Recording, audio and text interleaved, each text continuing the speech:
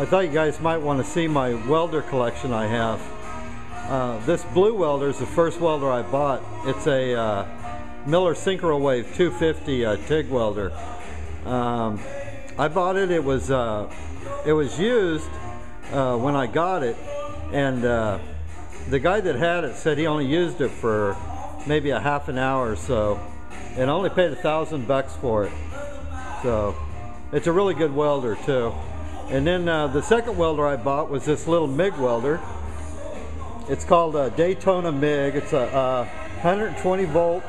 It'll do flux core and gas shield MIG.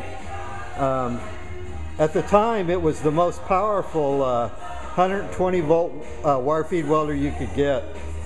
It actually, if you turn it all the way up on 7, it'll trip a 20 amp breaker because it pulls about 25, 27 amps.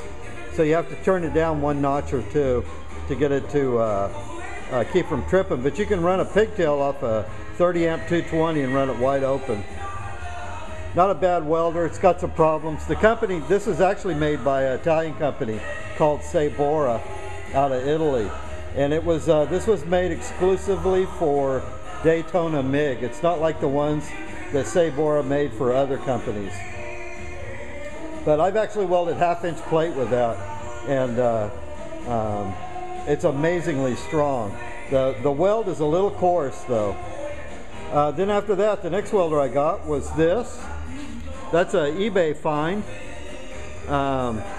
It's a Lindy 200 amp, 100% duty cycle wire feed welder. It was in really bad shape when I got it. The outside housing was completely rusted. Just, I don't know, it'd been really poorly taken care of. And I fixed it all, got it all working. It welds really nice.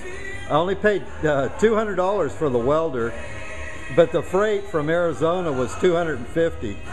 So I think that's kind of funny, the freight was more than the welder. But for, I've got probably about $650 in it altogether. And it's a really nice welder. I actually fabricated this building with that. This big I-beam right here, I actually fabricated with that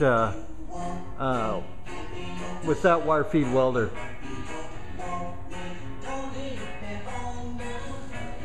It came with a Lincoln 15 foot 300 amp gun, and those 15 foot guns don't feed really smooth. So I put a Tergascus gun on it. I got it off of another thing I bought off of eBay. But it's been a really nice welder. And then you guys already seen my plasma cutters and stuff that I got. And then this is the other welder I got. It's a bird cell spot welder. What's amazing about this is it was out at my neighbor's out in his scrap yard, and I swear it was probably out in the rain and weather for over 30 years. And when I built my house, I needed to do some air conditioning ducts, so I went over there and got it from him and thought I'd see if I could restore it.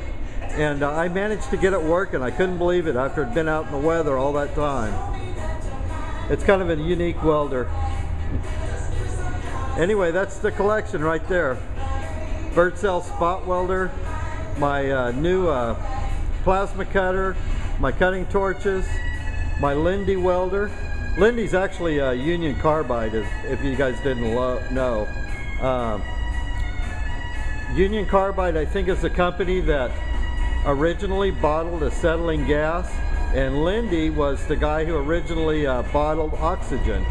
And they went together and formed a Union Carbide. And the Miller Synchro-Wave. What's funny is out of all my, I have a really small gas generator, and this Miller welder will run on it. It's the only one.